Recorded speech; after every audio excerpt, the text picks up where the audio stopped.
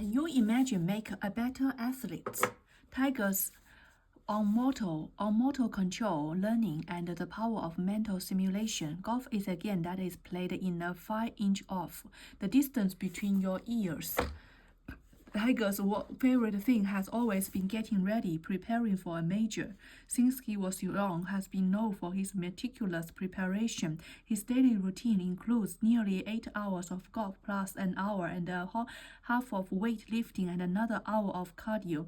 Yet, when discussing Tiger's preparation for a major tournament, his father fondly recalls a different aspect of his routine, which doesn't appear anywhere on the training schedule. Every year, he would take the week before his major to mentally and physically fine-tune. He says, we'll drive to the site and play practice rounds. And after we got home, I'd find him lying on his bed with his eyes closed. He told me he was playing the shots he was going to need in his head.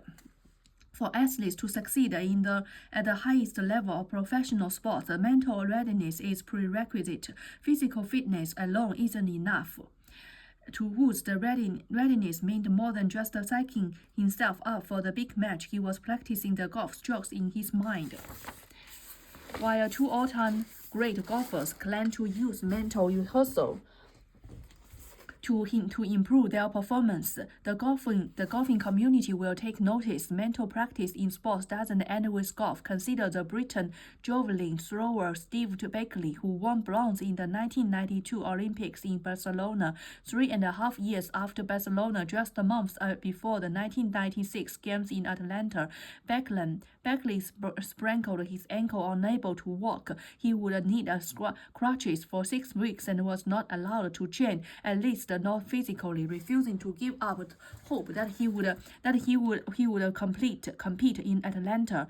Bakley began a grueling workout in his mind with his crutches leaning against the wall. Bakley sat down in a chair and closed his eyes. He imagined the javelin in his hand, feeling his fingers curl around the cool metal shaft. He pictures using perfect throwing form, tensing his muscles as he released the javelin on a high arching path. He watched as it sailed into the distance, looking like a pen as it reached the peak, and came caressing down as gravity thrust the spear into the earth. When Bakley recovered from his ankle injury after over 1,000 imaginary throws, he was surprised to find out he hasn't lost any ground in his preparation. His throws were just as good as they were before he hurt his ankle, won silver at the Atlanta Olympics.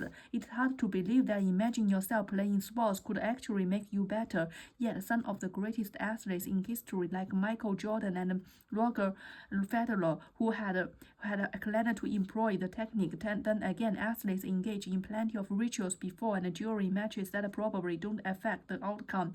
For instance, Brian Archer, former linebacker for the Chicago Bears, could eat 2 Girl Scout cookies before every game, and no other type of cookie could do.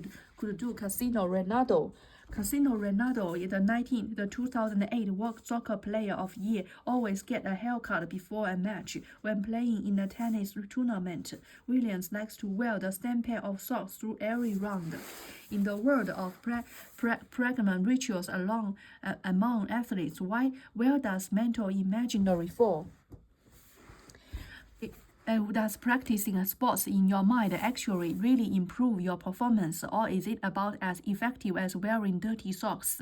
The internal simulator. Imagine that you are sitting comfortably on your couch watching television where you decide that you'd like to grab some food from the refrigerator. How long would it take you to get there? Picture yourself standing up, walk out of the living room, past your napkin cap, and around the kitchen countertop until you finally reach the fridge and the bowl of leftover chili within it. So in your mind, how long does that trip to the fridge take? When you imagine that voyage, you are using mental imaginary to create a simulation of your walk to the fridge. Believe it or not, that simulation is really accurate. Experiments have compared the time it takes for people to walk between two points with the time it takes them to imagine making the same check trial after trial. The results show that the mental and the physical trips takes almost exactly the same amount of time. For short walks, the times are within 1 second of each other. This close correlation occurs when imagining not just walking but any kind of movement. It takes the same amount of time, for example, to imagine yourself drawing a triangle as it does to actually draw it. It's a surprising discovery. We generally... What happened?